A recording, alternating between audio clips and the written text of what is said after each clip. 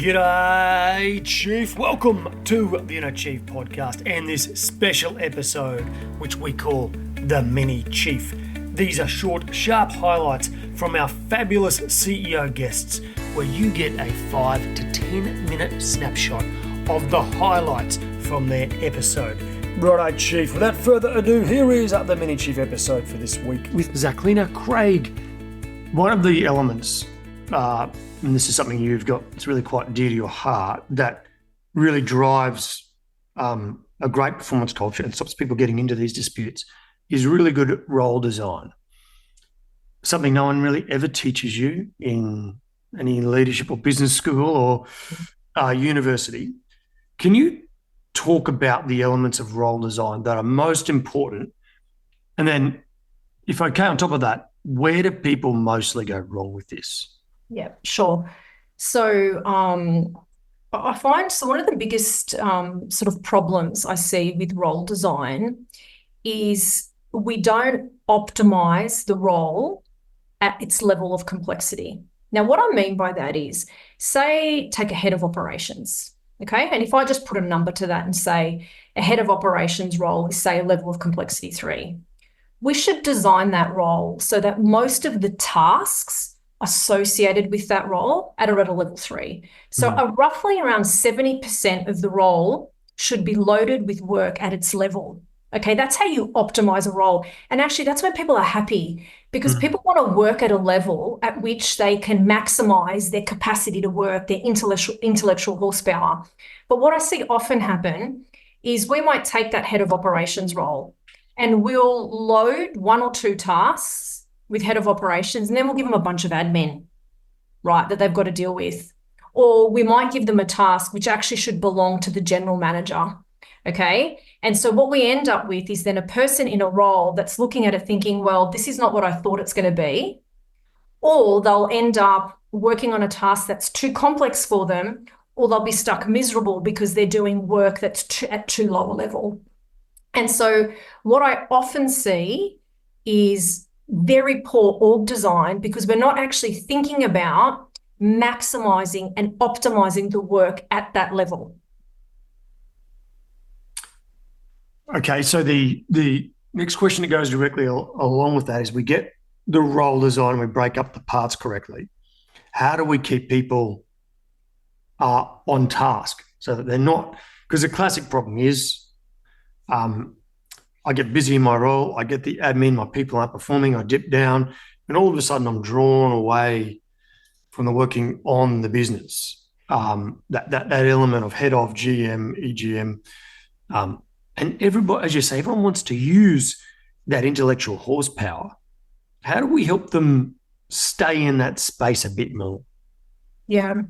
Well, there's a couple of things organizationally and then personally. Organizationally, organizations need focus. They need focus. Yesterday I was talking about the different energy and pace of growing a business and managing compliance, right? It's a different energy, it's a different pace, it's a different skill set. We need to be realistic about what we're asking people to do. Every day I get asked to find a purple unicorn. They don't exist. They don't exist. And organizationally, what we need to do is be really clear on the main priorities we want that person in that role to fulfill. Be really clear on that. So that's important from a focus, from an organizational point of view. And from a personal point of view, it's boundaries. It's managing our boundaries really well in what our role requires us to do. Now, there may be a role every now and again where the role actually is a generalist role. So the key capabilities of that role is to be a good generalist. Then that's okay. That's what the role should be focusing on, being a good generalist. But for the most part, roles are designed in a particular way, particular delivery way, and actually spreading people too thin amongst too many different things means that nobody gets to do anything well. Yeah. 2 things I want to pick up here. One is this core business or focus piece. But I actually just want to backtrack a tiny bit, because you were speaking about like a level 3 role before. Sure. I think you and I are talking about a familiar thing in the background here, requisite organisation kind of theory. We have level 1, 2, 3, 4, and 5 roles. Could you just give maybe a 2-minute synopsis of what you mean by Sure. level of role and this complexity piece? Sure. So there are both objective and subjective matters that determine how complex a role is. The easiest way to describe it is the single objective measure is how long it takes to finish a task or a project. So where we have, say, call it level 1 roles, that means that they're getting their work done. No task is longer than 3 months. It's sort of 0 to 3 months. So at this level, at the level 1 level, what you're seeing is it might be processing an invoice. It might be packing a box on a factory floor. So those level 1 roles, as an example, getting the task done is relatively quick, a day, a month, 2 months at a max. The second level of complexity is what we see. It's the level at which you see diagnosis work happening. And again, the only objective measure is time. And what you see there is the tasks go from anywhere between 3 months to 1 year. And that's where you see problem solving happening. It might be a foreman or a supervisor on the shop floor really diagnosing a problem. It might be where an operational plan, the first level of operational plan, comes into play. We then keep going up, and then you see the level 3 manager is starting to look at work that spans between 1 year and 2 years.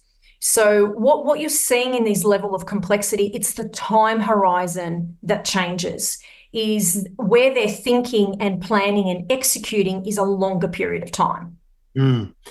And so what is required there, and this was a little bit of the controversy around this theory, was that the level of complexity requires a cognitive processing ability, or an MPA, Exactly. mental processing ability, i.e. IQ, that the more senior you get, if you can imagine that you go to level 4, and we're talking about sort of this 2 to sort of 5 year kind of gap. So we've got time horizon. You're talking about major system design. Exactly. Systems thinking required at these top levels, where you have all these organic, unpredictable kind of systems at times, and you have to manage complexity, and you have to hold it and design it over time.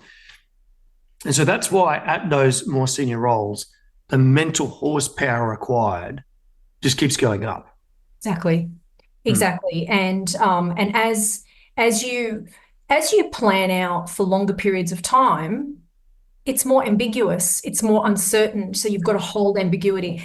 And I'll tell you something, like, people sometimes get offended when you start talking about, oh, you've got to have a higher IQ, or we shouldn't make judgments about people's IQ. And my response is this: we make judgments about people all the time. We'll have a conversation with someone, and people, whether they say it out loud or they're thinking it, they'll be like, oh, geez, that person's sharp. Yeah. That's making a judgment about their inherent horsepower. Or every time we say, no matter how many times I explain that to someone, they're just not getting it. Right? We're making a judgment about someone's inherent horsepower.